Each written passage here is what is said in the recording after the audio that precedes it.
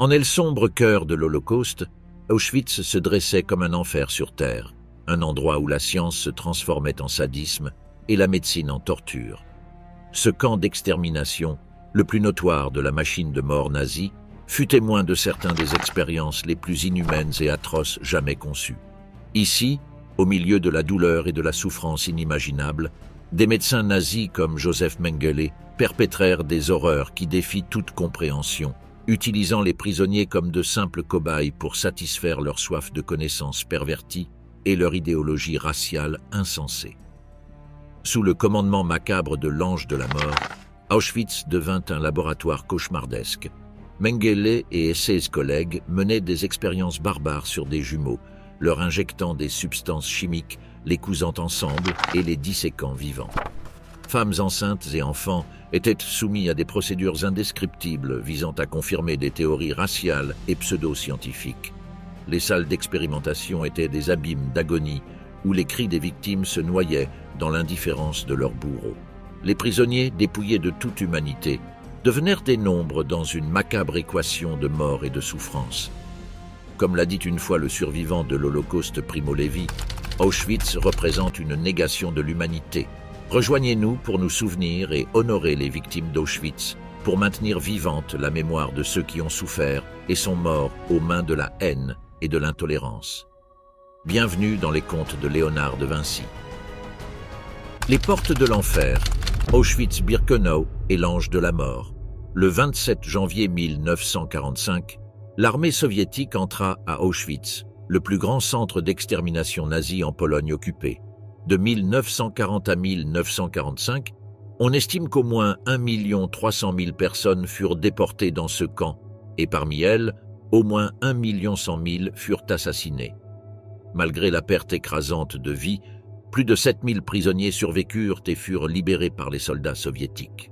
Ces survivants, dont beaucoup étaient malades et mourants, avaient enduré une souffrance extrême, incluant des expériences brutales par l'un des médecins nazis les plus infâmes, Joseph Mengele. Le 30 mai 1943, Mengele fut assigné à Auschwitz, où il servit comme médecin du camp à Auschwitz. On pense que Mengele chercha cette position pour avancer dans sa recherche. Auschwitz était le plus grand des camps d'Auschwitz et fonctionnait comme un important centre d'extermination pour les Juifs de toute l'Europe. Mengele supervisa également le soi-disant camp familial Gittan à Birkenau. Depuis 1943, presque 21 000 hommes, femmes et enfants romani y furent détenus. Lorsque ce camp fut fermé le 2 août 1944, Mengele joua un rôle dans la sélection de 2893 prisonniers romani pour être exécutés dans les chambres à gaz. Peu après, il fut promu médecin en chef du camp et, en novembre 1944, il prit un poste à l'hôpital de Birkenau pour les SS. Lorsque les trains remplis de Juifs arrivaient à Birkenau, le personnel médical du camp, y compris Mengele, sélectionnait certains adultes aptes pour le travail forcé. Ceux qui n'étaient pas sélectionnés, y compris beaucoup d'enfants et d'adultes âgés, étaient envoyés immédiatement aux chambres à gaz. Les femmes enceintes, les mères avec des bébés et les jeunes enfants étaient particulièrement ciblés à leur arrivée. La justification de Mengele était sombre. Il affirmait qu'il n'y avait pas de provision pour prendre soin des enfants, qu'il n'y avait pas de communauté juive où ils pourraient être libérés et qu'il ne serait pas humain de les séparer de leur mère pendant l'exécution. En conséquence, il envoyait tant la mère que l'enfant ensemble aux chambres à gaz. Il se murmurait aussi que Mengele était impliqué avec Irma Grese, une gardienne notoire pour sa cruauté. Leur relation aurait pris fin lorsqu'il découvrit qu'elle était impliquée avec des prisonniers juifs qu'il considérait comme racialement inférieurs. Le côté sombre de Mengele s'étendait à la brutalité sexuelle. Il est rapporté qu'il négligeait ses devoirs pour superviser le viol de femmes juives par des fonctionnaires du camp, supposément pour observer et enregistrer leurs réactions pour ses intérêts pervers. À Auschwitz et dans d'autres camps de concentration, les médecins du camp réalisaient régulièrement des sélections dans les infirmeries et les baraquements pour identifier les prisonniers blessés, malades ou trop faibles pour travailler. Les SS employaient diverses méthodes pour éliminer ces prisonniers, incluant des injections létales et des gazages. Mengele, fréquemment impliqué dans ces sélections à Birkenau, gagna le surnom lugubre de « l'ange de la mort » parmi certains prisonniers. Gisela Perl, une gynécologue juive emprisonnée là, se souvint de la peur et de la terreur causées par les visites de Mengele parmi les détenus. « Nous craignions ces visites plus que toute autre chose, car nous ne savions jamais si on nous permettrait de vivre. Il avait la liberté de faire ce qu'il voulait avec nous. » Lors d'une épidémie de typhus dans le camp de femmes, Mengele prit des mesures drastiques et mortelles.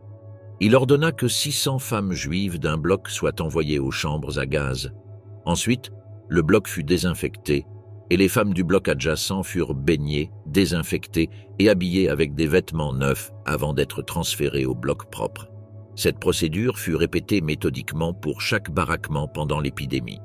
Des mesures similaires furent prises pendant des épidémies de scarlatine et d'autres maladies, avec les prisonniers infectés envoyés régulièrement aux chambres à gaz. Après la Seconde Guerre mondiale, Mengele devint connu pour ses actions à Auschwitz. Cela était en grande partie dû aux récits des médecins qui travaillèrent sous son commandement et des prisonniers qui survécurent à ces expériences médicales. Ces expériences furent approuvées par les SS, qui géraient les camps de concentration. Mengele était l'un des environ 50 médecins à Auschwitz. Il n'était pas le médecin principal, ni ne dirigeait les autres médecins là-bas. Cependant, son nom devint le plus reconnu parmi tous les médecins du camp. Cela était en partie dû au fait que Mengele se présentait souvent sur la rampe lors des sélections de prisonniers.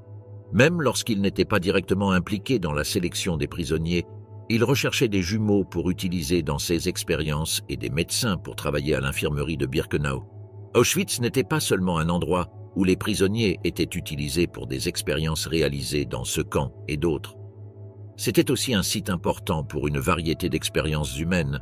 Cela était dû au grand nombre de prisonniers, environ 1 300 000 hommes, femmes et enfants de diverses origines nationales et ethniques qui furent envoyés là-bas. Les chercheurs qui recherchaient des sujets humains répondant à des critères spécifiques trouvaient souvent plus facile de les trouver à Auschwitz que dans d'autres camps. Mengele était l'un des plus d'une douzaine de membres du personnel médical des SS qui réalisaient des expériences sur les prisonniers à Auschwitz. Ces médecins voyaient leurs affectations à Auschwitz comme une opportunité excitante d'avancer dans leur carrière de recherche.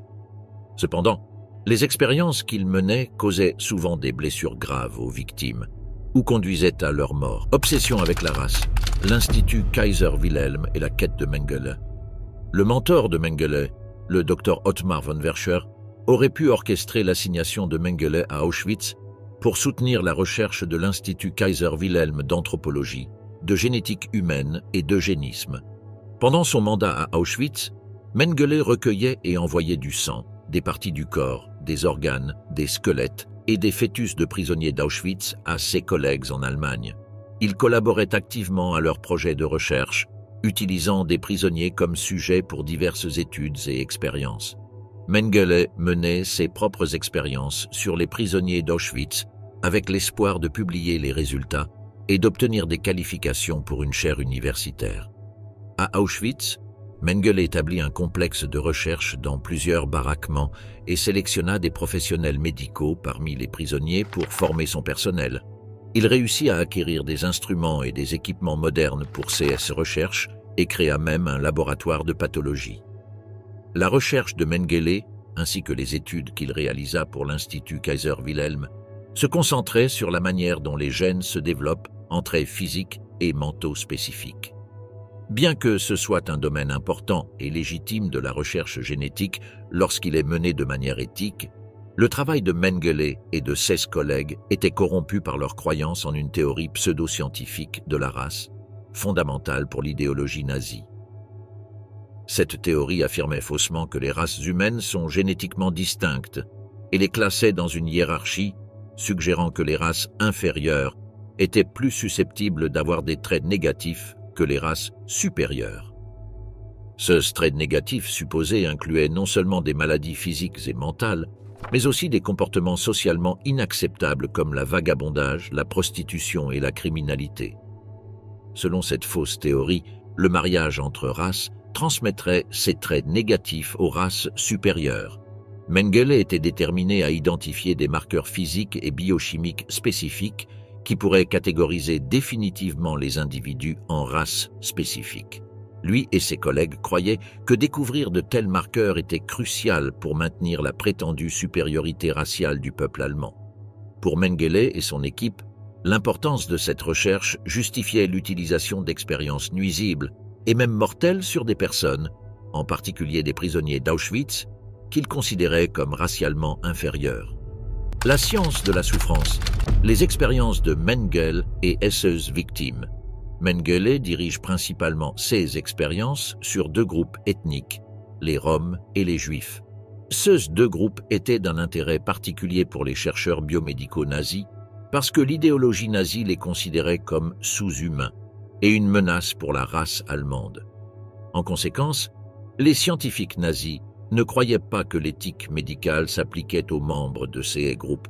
Pendant que Mengele était à Auschwitz-Birkenau, plus de 20 000 Roms y étaient détenus et des centaines de milliers de Juifs étaient amenés par transport. Cette concentration de victimes offrait une opportunité unique disponible nulle part ailleurs dans le monde. La capacité d'accéder à de nombreuses personnes de ces groupes en un seul endroit et de réaliser des expériences sur elles sans restriction. Selon certains rapports, Mengele aurait déclaré à un collègue que ne pas profiter d'Auschwitz pour l'expérimentation humaine serait un crime vu les opportunités que cela présentait.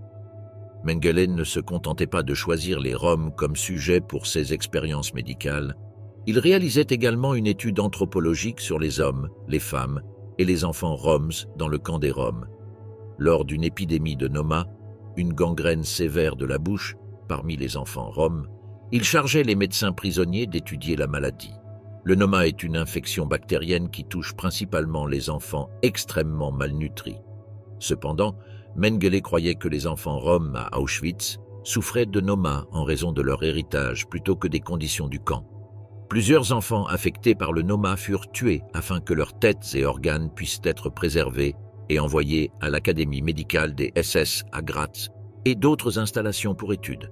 Les médecins prisonniers trouvèrent finalement un remède au Noma, mais malgré cela, tous les enfants guéris furent par la suite tués dans les chambres à gaz. Mengele avait un grand intérêt pour les jumeaux identiques, un axe important de la recherche génétique dans les années 1930. Avant la guerre, des chercheurs comme Verschuer étudièrent les jumeaux pour comprendre la base héréditaire des maladies, toujours avec le consentement des jumeaux ou de leurs parents. Cependant, recruter des jumeaux pour ces études était un défi. À Auschwitz, Mengele rassemblait des centaines de paires de jumeaux des transports juifs et roms. Cela fournissait un nombre sans précédent de jumeaux pour ces expériences, une opportunité inégalée dans la recherche. Mengele était méticuleux dans ses expériences avec les jumeaux à Auschwitz, ordonnant à son personnel de mesurer et d'enregistrer chaque aspect de leur corps.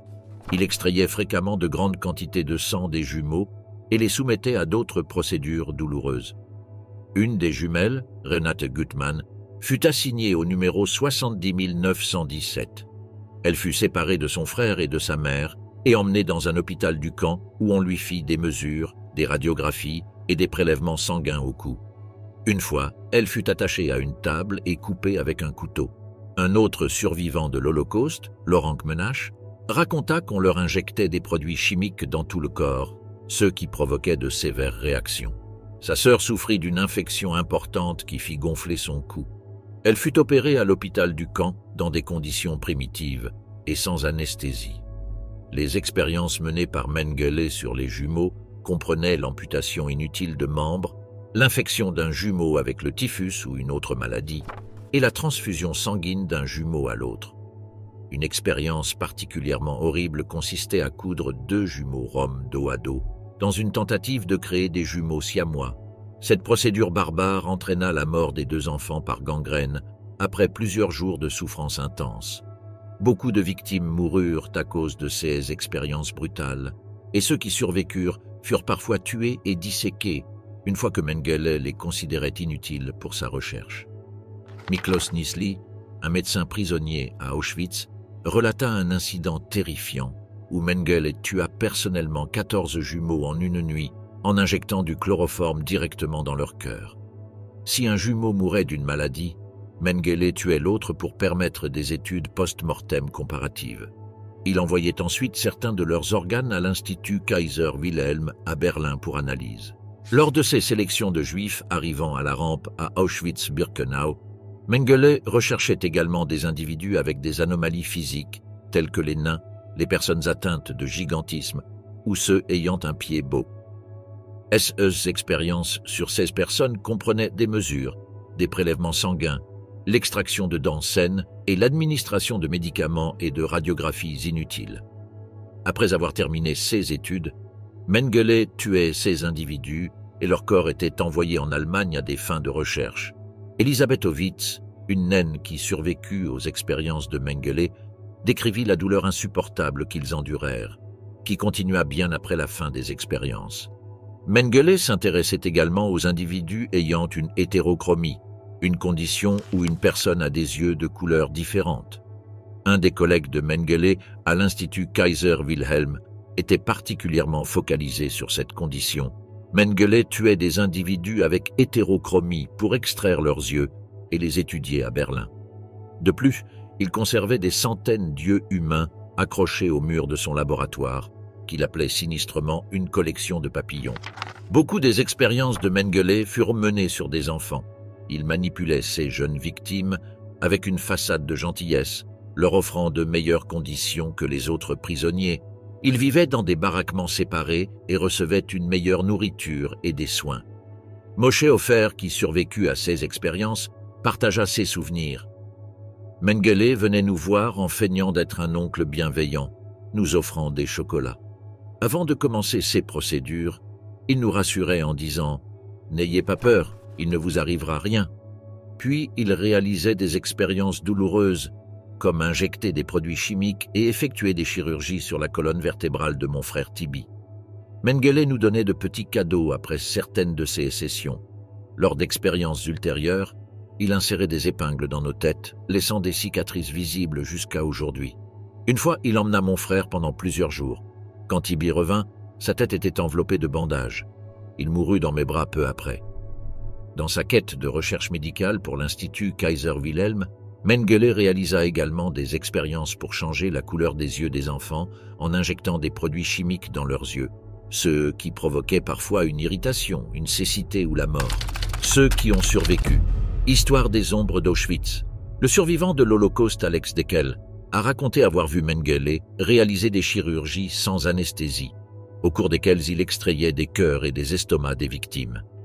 Yitzhak Ganon, un survivant juif du nord de la Grèce qui a été déporté à Auschwitz à l'âge de 20 ans, a révélé en 2009 un récit glaçant sur la façon dont Mengele lui a retiré un de ses reins, sans anesthésie. Après cette procédure épuisante, Ganon a été immédiatement envoyé travailler sans aucun soulagement de la douleur. La brutalité de Mengele s'étendait également aux femmes enceintes. Il réalisait des expériences sur elles avant d'en envoyer beaucoup à la mort dans les chambres à gaz, démontrant un total mépris pour la vie humaine et la souffrance. La survivante tchèque de l'Holocauste, Ruth Elias, qui était enceinte lorsqu'elle est arrivée à Auschwitz depuis le ghetto de Theresienstadt, a raconté une expérience éprouvante avec sa fille nouveau-née. « J'ai donné naissance à une belle petite fille blonde, mais Mengele a ordonné qu'on me ligote la poitrine pour voir combien de temps un nouveau-né pouvait survivre sans nourriture. Après avoir enduré plusieurs jours en voyant souffrir son bébé, un médecin tchèque compatissant a fourni à Elias une seringue avec une overdose de morphine, lui permettant de mettre fin à la souffrance de sa fille. La Dre Olga Lengiel, une autre survivante d'Auschwitz, a partagé un souvenir troublant des actions de Mengele après un accouchement. Elle a noté que, bien que Mengele ait initialement supervisé l'accouchement avec ceux qui semblaient être un soin méticuleux, il a envoyé à la chambre à gaz la mère et le nouveau-né dans l'heure qui a suivi la naissance. Dans un autre incident brutal, Mengele a arraché un bébé du ventre de sa mère, espérant des jumeaux. En réalisant que l'enfant n'était pas un jumeau, il a froidement jeté le bébé dans un four. Ce récit illustre la cruauté extrême et l'inhumanité qui ont caractérisé les expériences et les actions de Mengele à Auschwitz. La fuite insaisissable, la vie de Mengele en cavale.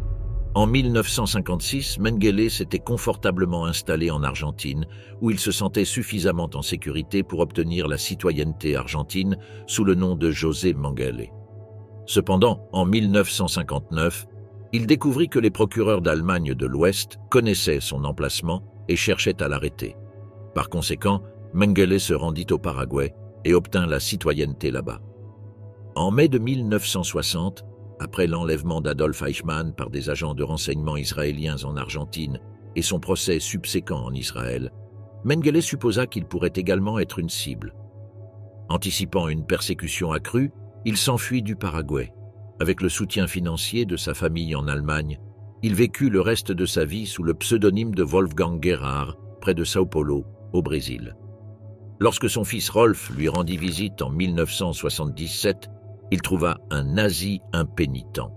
Mengele affirma qu'il n'avait jamais personnellement fait de mal à personne et qu'il s'était simplement acquitté de ses devoirs en tant qu'officier. Le 7 février 1979, Mengele, alors âgé de 67 ans, souffrit d'un accident vasculaire cérébral et se noya en nageant dans un complexe de vacances près de Bertioga, au Brésil. Il fut enterré dans une banlieue de Sao Paulo sous son pseudonyme. Mengele, l'un des médecins nazis les plus notoires et une figure profondément infâme de l'Holocauste, réussit à échapper à la capture pendant 34 ans, échappant finalement à la justice. Personne ne regretta sa mort. Pourchassant l'inhumanité nazie, les secrets des recherches inhumaines. Tandis que Mengele parvenait à échapper à la capture et vivait dans la clandestinité, les idées cruelles qu'il poursuivait alimentaient également un autre programme terrible, Action T4. Action T4, également connu sous le nom de programme d'euthanasie nazi, avait pour figure clé le SS Oberführer Viktor Brack. Le programme a conduit à la mort d'environ 300 000 personnes. Ces individus, considérés par les nazis comme mentalement ou physiquement irrémédiablement déficients, ont été tués dans ce que l'on appelait euphémiquement des « morts de miséricorde ». Considérés comme défectueux et un fardeau pour la société, leurs vies ont été cruellement abrégées sous ce programme. En 1942, Viktor Brack écrivit une lettre à Heinrich Himmler, l'architecte de l'Holocauste et du plan d'extermination des Juifs, connu sous le nom de solution finale à la question juive. Ce plan a entraîné des millions de morts, de travaux forcés et d'horribles expérimentations médicales sur les Juifs. Dans sa lettre, Brack indiquait que parmi les environ 10 millions de Juifs en Europe, 2 ou 3 millions étaient capables de travailler. En raison de la pénurie de main-d'œuvre à l'époque, il argumenta que ces Juifs devaient être temporairement épargnés, mais empêchés d'avoir des enfants, suggérant des méthodes sévères de stérilisation pour garantir cela. Une expérience nazie effroyable était appelée réchauffement après congélation jusqu'à un point critique. Le chercheur Dr Sigmund Rascher refroidissait les prisonniers jusqu'à près de la mort pour tester différentes techniques de réchauffement. Ces méthodes étaient destinées à être utilisées sur les soldats allemands souffrant d'hypothermie. Dans ses notes glaçantes, Rascher documentait le temps nécessaire pour que les sujets meurent, avec des entrées telles que sujet 115 763, nu, temps de mort 64 minutes, sujet 115 306, habillé, temps de mort 102 minutes. Il reconnut dans un autre rapport que tous les sujets moururent sans succès de réanimation. Dans une série d'expériences particulièrement brutales dans le camp de Ravensbrück, au moins 8 femmes furent soumises à ce qu'on appelait des expériences de chaleur animale, où la méthode de réchauffement incluait des actes sexuels forcés. Rascher réalisa également des expériences en haute altitude, plaçant principalement des prisonniers polonais et russes dans une chambre simulant les conditions de parachutisme depuis un avion sans oxygène. Ce rapport notait froidement: seules les expériences continues à des altitudes supérieures à 10,5 km entraînèrent la mort, la respiration cessant après environ 30 minutes. Pendant ces essais, les victimes montraient une détresse extrême sous des conditions de basse pression, affichant des comportements tels que s'arracher les cheveux, se griffer le visage et se frapper la tête contre les murs jusqu'à perdre connaissance. Ceux qui survivaient souffraient souvent de graves lésions cérébrales, entraînant des déficiences mentales à long terme. Dans les perturbantes expériences de coagulation du sang, les nazis testaient un nouveau médicament, Polygal 10, qu'ils espéraient accélérerait la coagulation du sang sur le champ de bataille. Aux prisonniers, on administrait le médicament, puis on les blessait gravement en les tirant dans le cou ou la poitrine, ou par des procédures comme des amputations, pour voir à quel point le médicament pouvait efficacement arrêter le saignement. Bien que certains rapports indiquaient que le médicament réduisait significativement le saignement, un document remarquait « Il était absolument évident à quel point les tissus saignaient peu ». Le coût humain fut catastrophique. Beaucoup moururent comme résultat direct des expériences, avec des enregistrements officiels déclarant ouvertement « Des expériences sur des êtres humains furent menées et la mort suivit comme un résultat naturel de l'utilisation des médicaments polygales ». La cruauté s'étendit encore plus. Plus de 2000 prisonniers, y compris de nombreux prêtres catholiques polonais, furent délibérément infectés par la malaria. Environ 450 succombèrent, souvent en raison des effets secondaires mortels des médicaments antipyrine et pyramidon, supposément utilisés pour le traitement. Beaucoup d'autres prisonniers furent également soumis à des interventions chirurgicales inutiles sans anesthésie, impliquant des opérations invasives sur divers organes du corps tels que l'estomac, la vésicule biliaire, la thyroïde, les poumons, l'appendice, les reins, le tractus urinaire et le système nerveux. Ravensbrück, l'épicentre de la souffrance inimaginable. Concentrons-nous maintenant sur les expériences déchirantes dans le camp de concentration de Ravensbrück.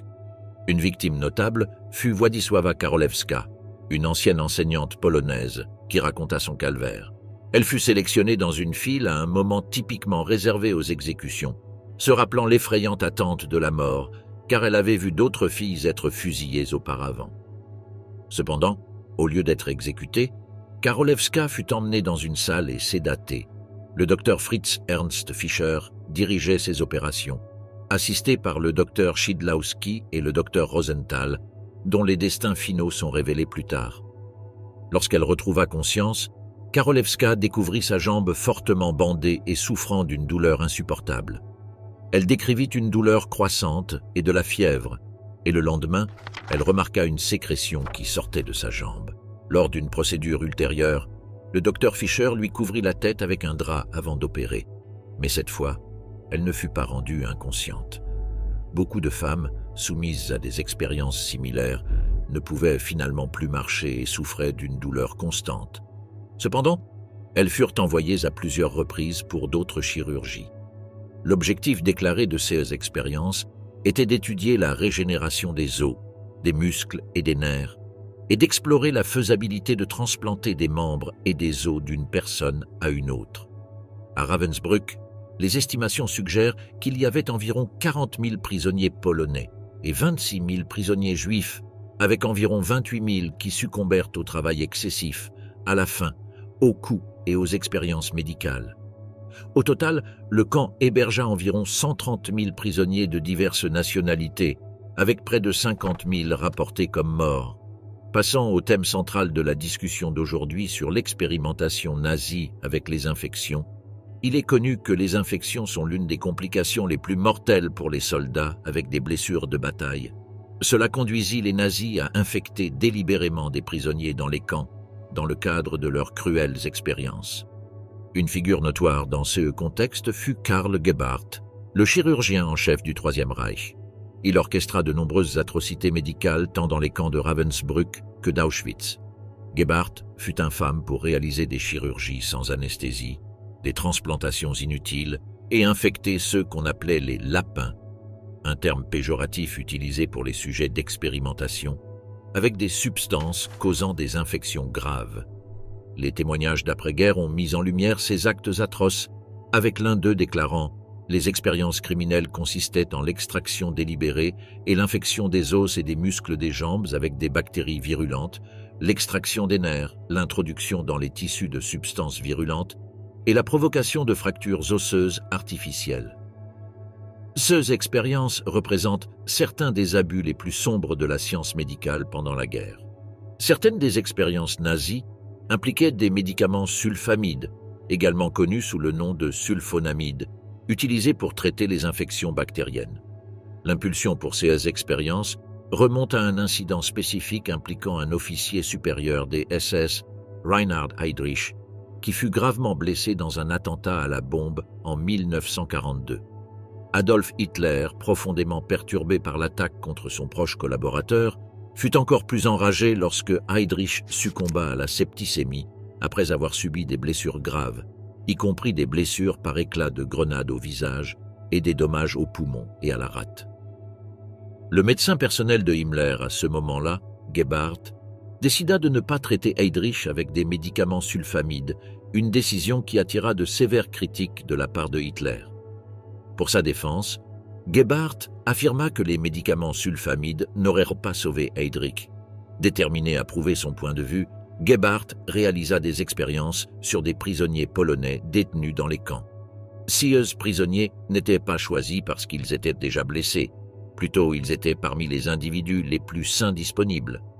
Gebhardt infligea délibérément des blessures sur eux pour ensuite essayer de les traiter avec des médicaments sulfamides, testant leur efficacité sous des conditions contrôlées, mais éthiquement répréhensibles. Médicaments sulfamidés, avancés dans les traitements sur le champ de bataille, Karl Gebhardt a initialement testé ses expériences en utilisant des médicaments sulfamidés sur des prisonniers masculins dans le camp de Sachsenhausen, situé à environ 1 heure de route de Ravensbrück. Cependant, ces prisonniers se sont avérés difficiles à gérer. Les expériences ont été réalisées par le docteur Fritz Ernst Fischer, mais sous les ordres directs de Gebhardt.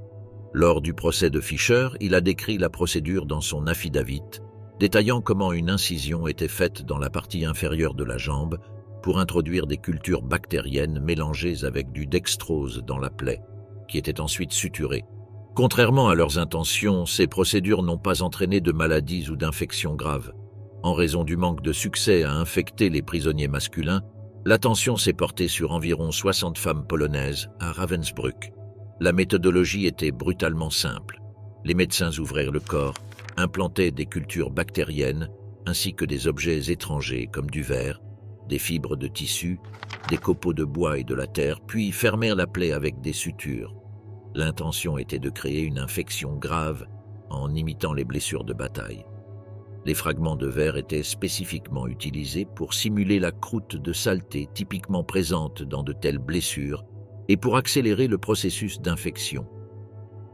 Les cultures bactériennes utilisées dans les expériences étaient un mélange létal de Staphylocoque, Streptocoque, Clostridium perfringens et Clostridium novii, connus pour provoquer des conditions mortelles telles que la gangrène gazeuse ou le tétanos. Les femmes soumises à ces expériences souffraient d'une douleur atroce et restaient dans l'ignorance de ce qui leur avait été fait. Beaucoup développaient de fortes fièvres à mesure que les infections prenaient racine. Dans un tournant cruel, les médecins traitaient certaines des femmes avec des sulfamidés tout en refusant délibérément la médication à d'autres pour observer les différences. C'était probablement une réponse aux critiques antérieures de Hitler, et Gebhardt ressentait probablement une certaine vindication en voyant que les médicaments n'améliorèrent pas les conditions des traités. Les infections continuaient de ravager leur corps.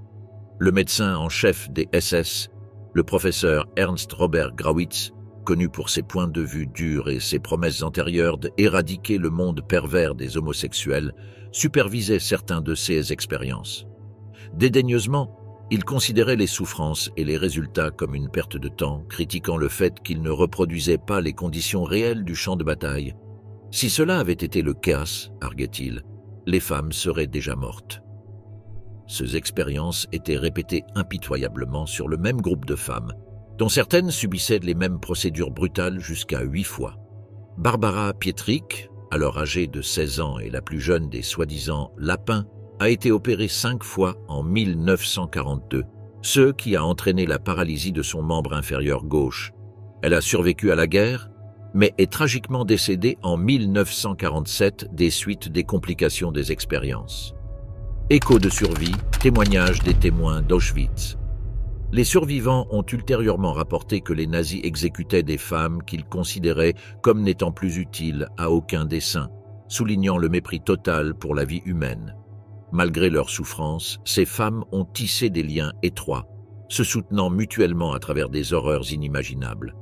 Un historien a décrit comment les femmes dans le camp se préparaient mutuellement pour l'exécution avec soin et solidarité, faisant tout leur possible pour apporter du réconfort dans leurs derniers moments. Elles se pinçaient les joues pour ajouter de la couleur, se coiffaient et se préparaient aussi belles que possible pour leur dernière marche, Le professeur Grawitz a décidé d'intensifier les expérimentations pour imiter de plus près les conditions du champ de bataille, en proposant que les femmes soient abattues avant de tenter le traitement par les médicaments sulfamidés. Ce changement était basé sur la logique que les blessures par balle causent souvent des dommages graves aux tissus et perturbent la circulation sanguine normale, créant un environnement idéal pour la croissance bactérienne en raison du manque de flux sanguin nécessaire à la défense des tissus. Suivant ce nouveau protocole, Gebhardt a mené une expérience où il a ligoté les muscles de 24 prisonnières polonaises pour couper la circulation sanguine, provoquant la mort des tissus ou nécrose. Ensuite, il a directement introduit des bactéries dans les plaies. 5 femmes sont mortes d'infections sévères, que les médecins ont considérées comme un grand succès selon leurs critères tordus, imitant plus fidèlement les conditions du champ de bataille que les méthodes précédentes. Dans ces tests cruels, certaines femmes ont été traitées avec de la sulfanilamide sous différentes formes, poudre frottée dans les plaies, poudres orales et comprimées. D'autres ont reçu des injections du médicament. Pendant ce temps, certaines femmes n'ont reçu aucun traitement, les laissant souffrir ou mourir dans le cadre de l'expérience. Les effets ont été dévastateurs, beaucoup développant des abcès sévères et des infections systémiques mettant leur vie en danger. Un rapport des Instituts nationaux de la santé met en lumière les soins post-opératoires atroces prodigués aux femmes impliquées dans ces expériences. Beaucoup n'ont reçu aucun soulagement de la douleur et leurs pansements étaient rarement, voire jamais, correctement changés. Comme mentionné précédemment, certaines femmes ont même été abattues pour les faire taire. Un sombre témoignage de la conscience nazie de la nature anti-éthique de leurs actions. Malgré des conditions sévères et les tentatives de les réduire au silence, certaines survivantes ont pu témoigner de leurs expériences. Parmi elles, on trouve Maria Broel-Plater, Jadwiga Dzido, Władysława Karolewska et Maria Kuszmierczuk, qui ont témoigné lors du procès des médecins. Le docteur Zofia Maczka, une autre prisonnière, a témoigné que de nombreuses femmes auraient pu être sauvées si les zones infectées avaient été amputées à temps. Interrogé sur pourquoi il n'avait pas choisi l'amputation pour sauver les femmes, la réponse de Gebhardt a souligné son mépris pour leur vie. Il a argué que les infections étaient trop répandues pour que l'amputation soit efficace, une affirmation qui éludait la possibilité d'interventions salvatrices antérieures. Gebhardt savait bien que les médicaments sulfamidés étaient inefficaces contre la gangrène, un fait connu par les tentatives échouées des médecins américains et britanniques. Finalement, les nazis considéraient ces femmes comme des jetables, tout comme les animaux utilisés à travers le monde pour les expériences médicales. Tragiquement, même celles qui ont survécu aux expériences avec la gangrène n'ont pas été exemptées de souffrances supplémentaires. Elles étaient souvent soumises à d'autres expériences brutales destinées à étudier la régénération des os, des muscles et des nerfs. Les nazis ont mené des expériences extrêmement risquées et inhumaines, tentant de transplanter des os voire des membres entiers d'une femme à une autre. Par exemple, des parties du tibia ou du péroné, les os de la jambe inférieure, étaient extraites et transplantées dans la jambe d'une autre femme. Les médecins étaient conscients du risque élevé de septicémie lors de telles opérations, mais procédaient sans se soucier des graves dangers impliqués. Une doctoresse tchèque, le docteur Zdenka Nedvedova-Nejedla, forcée de travailler dans le camp, a fourni un témoignage bouleversant dans son affidavit. Elle a détaillé comment des amputations extrêmes étaient réalisées, y compris des membres entiers avec l'omoplate ou des jambes, principalement chez les femmes considérées comme insanes, qui étaient ensuite rapidement assassinées après l'opération par une injection d'Evipan. Elle a souligné l'absence de tout soin post-opératoire, notant qu'il était interdit même d'administrer des sédatifs pour soulager la douleur intense après la chirurgie. Selon son témoignage, 11 femmes sont mortes directement à cause de ces expériences barbares. D'autres témoignages de survivantes offrent un aperçu glaçant de la réalité brutale de ces expériences. Une femme se souvenait de l'approche terrifiante du docteur Rosenthal, se disant que le ciel pourrait être sa dernière vue avant de recevoir une injection qui lui a causé une douleur intense et une paralysie en se réveillant. Un autre témoignage a décrit les cris constants venant de la chambre de torture, où aucun analgésique n'était administré aux femmes pour garantir que les expériences ne soient pas affectées. Dans un contraste marqué soulignant la cruauté des expériences, il a été mentionné que même les chiens soumis à des procédures similaires recevait de fortes doses de morphine pendant 5 jours. Tragiquement, une jeune fille de seulement 17 ans a été parmi celles décédées des complications des expériences, souffrant d'un gonflement et d'une infection sévère. Dans un témoignage terrifiant, il a été révélé que, pour mener des recherches plus détaillées, les nazis retiraient des hanches entières, des articulations d'épaules ou même le bras entier, incluant l'omoplate de certaines femmes. 6 parties du corps étaient ensuite enveloppées dans des draps et transportées en voiture par les professeurs et leurs assistants, y compris des médecins connus sous les noms de Grawitz, Kogel et Schultz. Tragiquement, les femmes dont ces parties étaient prélevées étaient immédiatement assassinées après l'opération par injection. Affrontant la justice, le procès des médecins et la quête de responsabilité. Karl Gebhardt fut l'un des 23 hommes jugés lors du procès des médecins, faisant partie d'une série de 12 procès menés du 9 décembre 1946 au 20 août 1947. Au cours de ces procès, 7 hommes furent condamnés à mort, 7 furent acquittés et le reste reçut diverses peines de prison allant de 10 ans à la réclusion à perpétuité. Gebhardt fut exécuté par pendaison le 2 juin 1948. Fritz Ernst Fischer, après sa libération de prison en 1954, eut étonnamment une carrière réussie dans une entreprise chimique, vivant jusqu'à 90 ans et mourant en 2003. Victor Brack, une autre figure clé des expériences, fut également exécuté en 1948. Il maintint jusqu'à sa mort que ses actions étaient humaines. Avant son exécution, il exprima le désir de paix pour le monde. Lorsque Ernst Robert Grawitz se rendit compte que l'armée rouge approchait, il choisit de mettre fin à sa vie, ainsi qu'à celle de sa famille, avec une grenade, évitant ainsi la capture et les conséquences de ses actes. D'autres médecins impliqués à Ravensbrück, comme Hertha Oberhäuser, ne purgèrent que 4 ans de prison. Le docteur Rolf Rosenthal et Gerhard Schidlowski furent jugés et exécutés par les Britanniques en mai 1947 lors des procès de Ravensbrück à Hambourg. Dans un tournant inhabituel, 21 des personnes accusées dans ce procès étaient des femmes, principalement des gardiennes ou infirmières, soulevant des questions sur leur degré d'implication et de responsabilité dans les atrocités. Une prisonnière nommée Helena Esther Goudsmit témoigna que les infirmières allemandes étaient indifférentes, voire sarcastiques face à la souffrance des malades, sans faire aucun effort pour les aider, même quand elles auraient pu le faire. Au camp de concentration de Ravensbrück, il y avait généralement 6 infirmières et 3 médecins, Hertha Oberhäuser, Erika Janssen et Gerda Weyand. Bien que Janssen et Weyand n'aient pas été jugés, Oberhäuser ne fit que 4 ans de prison. Cependant, la participation à des abus graves entraîna des conséquences plus sévères pour certaines femmes dans le camp. Vera Salvequar, une infirmière internée dans un camp allemand pendant la guerre pour avoir refusé de trahir son compagnon juif, fut pendue en Angleterre. Malgré avoir aidé des prisonniers à s'échapper et avoir sauvé des femmes et des enfants en échangeant leurs numéros d'identification avec ceux des défunts, elle fut exécutée. Salvequar avait même espionné pour les Britanniques à un moment donné.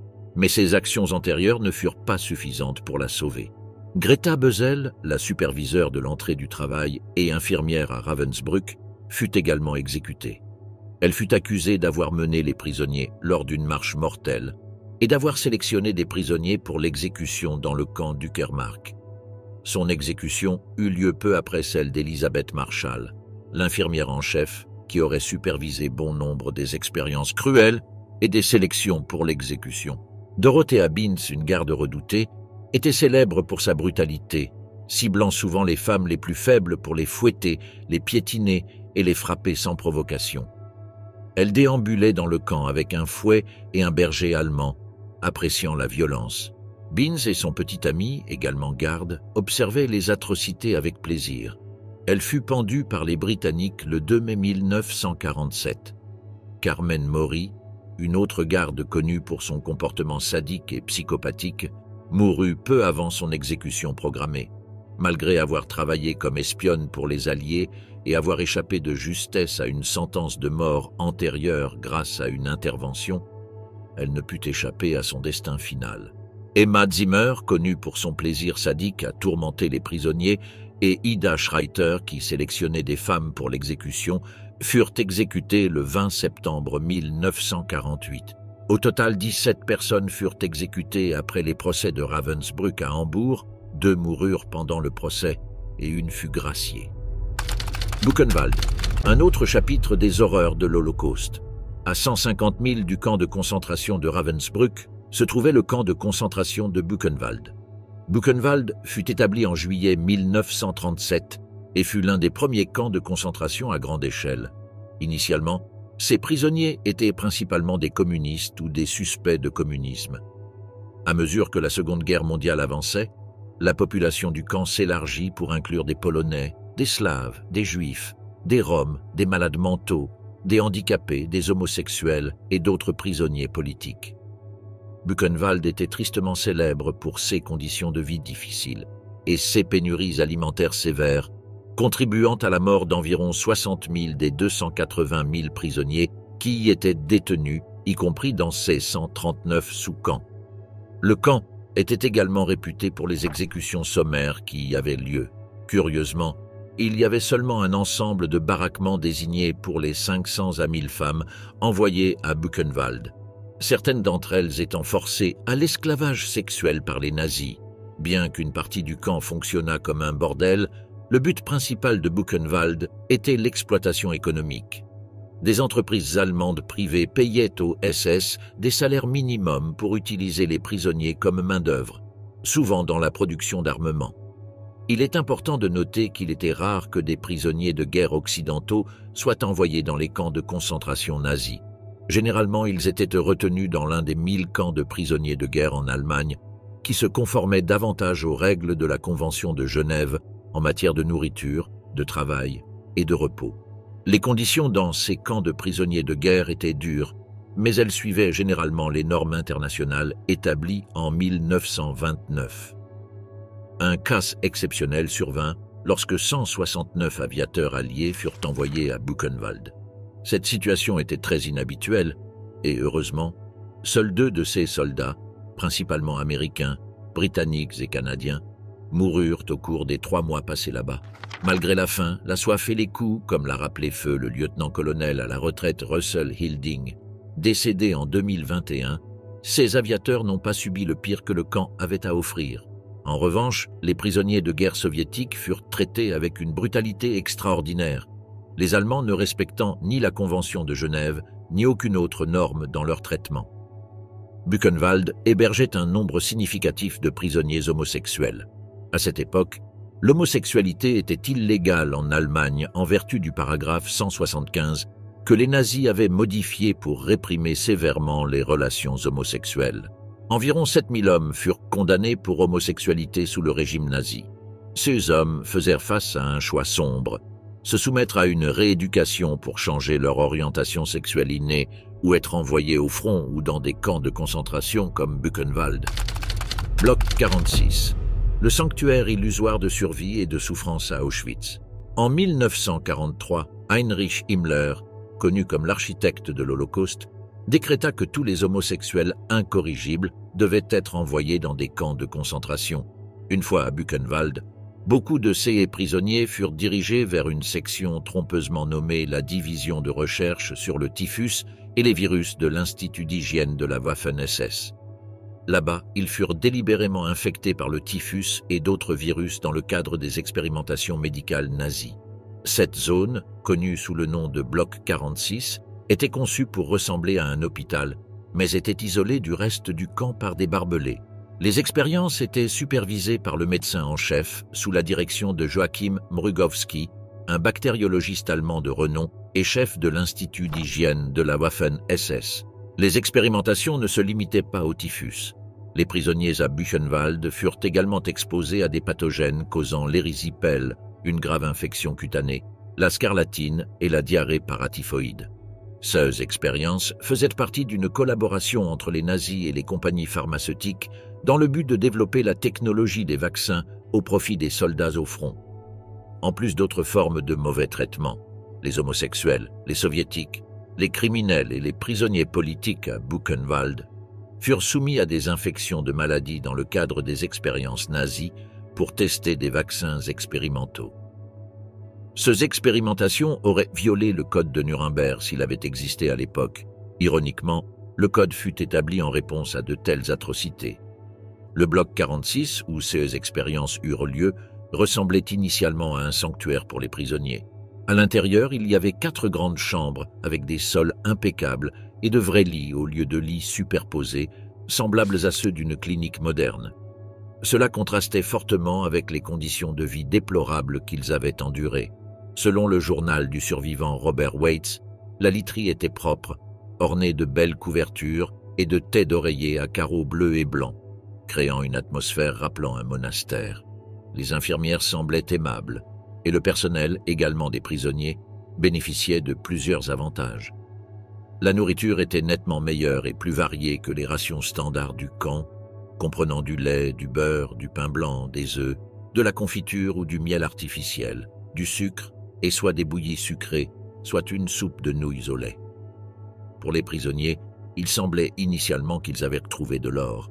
Cependant, la sombre réalité était que beaucoup allaient être injectés avec le typhus dans le cadre des expériences. Certains prisonniers, déjà malades du typhus, se portèrent volontaires pour ces expériences, espérant que les meilleures conditions de vie dureraient s'ils survivaient. Mais pour beaucoup d'autres, y compris les criminels incorrigibles, les Russes, les homosexuels et les prisonniers politiques, la participation n'était pas une option. Ainsi, le bloc 46 remplissait une double fonction. Il était à la fois un centre de traitement pour ceux qui avaient contracté naturellement le typhus et un centre de recherche pour l'infection délibérée de sujets humains. Peu importe comment ils arrivaient au bloc 46, tous les prisonniers étaient en danger, leur vie étant entre les mains du docteur Erwin Dingschuler, le médecin principal du camp et une figure clé à l'Institut d'hygiène sous Joachim Mrugowski. De janvier 1942 à mars 1945, le docteur Erwin Dingschuler mena une série d'expériences à Buchenwald impliquant des vaccins potentiels contre le typhus. Un total de 988 prisonniers participèrent à ces expériences, un quart d'entre eux mourant et les autres souffrant de graves blessures. Un rapport sur une expérience spécifique de typhus indiqua que 9 prisonniers sur 10 injectés par voie intraveineuse moururent, principalement d'encéphalite ou d'effondrement cardiovasculaire, tandis que seul un quart de ceux injectés par voie sous-cutanée succombèrent. Travaillant aux côtés de Dingschuler se trouvaient plusieurs autres personnes. Waldemar Hoven, le médecin du camp, Arthur Ditsch, l'infirmier chef prisonnier dans la salle de typhus, et Eugen Kogon, le secrétaire médical de Dingschuler, un survivant du camp devenu historien par la suite. Kogon, arrêté par la Gestapo en 1936 pour ses activités anti-nazis, documenta une grande partie de ce qui se passait dans le camp. Il observa de nombreuses morts dues aux expériences, mais nota aussi des occasions où Dingschuler intervint pour sauver la vie des prisonniers. Kogon parvint lui-même à sauver certains prisonniers en échangeant leurs noms avec ceux qui étaient déjà morts du typhus.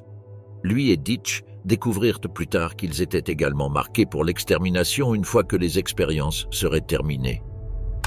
Collaboration et médecine mortelle, la connexion pharmaceutique.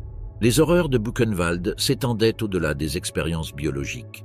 Le camp faisait également partie du programme de guerre chimique des nazis. Les compagnies pharmaceutiques finançaient des expérimentations des SS avec des substances neurotoxiques comme le tabin et le sarin. De plus, des poisons du groupe des alcaloïdes furent testés sur au moins 4 soldats soviétiques pour observer leurs effets. Lors des procès des médecins après la guerre, il fut révélé que lorsque ces poisons n'entraînèrent pas la mort, les hommes étaient étranglés, emmenés au crématoire et disséqués. Un autre aspect macabre des expérimentations consistait à induire de graves brûlures au phosphore sur certains prisonniers. Cela était fait pour tester des traitements expérimentaux et mieux comprendre comment gérer de telles blessures sur le champ de bataille. Dans les premières étapes de leurs expériences à Buchenwald, les nazis mélangeaient secrètement divers poisons dans la nourriture des prisonniers. Selon les témoignages des procès, ces poisons causaient la mort instantanée, et les corps des victimes étaient ensuite autopsiés pour obtenir des informations précieuses. Il y eut aussi des allégations de prisonniers abattus avec des balles empoisonnées en septembre 1944, bien que les détails sur ces incidents soient rares, avec seulement des preuves testimoniales pour confirmer leur occurrence. Un moment poignant dans le cadre de ces atrocités a été rapporté par The Guardian le 18 avril 1945. Dans le cadre des efforts de dénazification, la police militaire américaine a escorté 1000 citoyens de Weimar à travers le camp pour confronter le public allemand aux horreurs perpétrées en leur nom. Les visiteurs étaient submergés émotionnellement. Beaucoup pleuraient, certains vomissaient et d'autres s'évanouissaient en voyant la réalité crue du camp. Lorsque les forces américaines libérèrent Buchenwald, elles découvrirent des scènes déchirantes. The Guardian décrivit trouver des cadres noircis de corps encore dans les fours et 2 tas de cadavres émaciés dans la cour extérieure, à travers des baraquements où des squelettes vivants, trop malades ou faibles pour se lever, gisaient empilés sur des lits superposés à 3 niveaux. À ce moment-là, le taux de mortalité dans le camp était d'environ 40 hommes par jour. Les médecins notaient sombrement quels prisonniers mouraient probablement bientôt, résumant la situation comme une représentation brutale de l'héritage du nazisme. Au total, on estime que 56 545 personnes sont mortes à Buchenwald, principalement de maladies et de famine. Plus de 8000 ont été exécutés par balles, 1000 ont été pendus et des centaines d'autres ont succombé aux résultats des expériences médicales. Les survivants, affaiblis par une malnutrition prolongée et survivant principalement avec des soupes aqueuses, étaient en danger si on les nourrissait trop rapidement. Les libérateurs américains ont appris à leurs dépens que réintroduire de la nourriture aux affamés devait se faire avec prudence. Les premières tentatives de fournir des repas plus substantiels ont conduit certains prisonniers à trop manger et à mourir de choc. La libération et ses séquelles ont profondément perturbé les soldats américains impliqués. Un sergent de 23 ans a écrit à sa sœur le lendemain de sa visite à Buchenwald, exprimant son incapacité à chasser les images perturbantes de la souffrance qu'il avait vue. Touchés par la condition désespérée des survivants, au moins 70 soldats américains ont donné leur sang pour aider ceux qui avaient besoin de transfusion, témoignant de la compassion suscitée par les vues terribles du camp. Alors que les forces américaines prodiguaient des soins médicaux et un soutien aux survivants de Buchenwald, le traumatisme psychologique vécu par les internés devenait manifestement clair.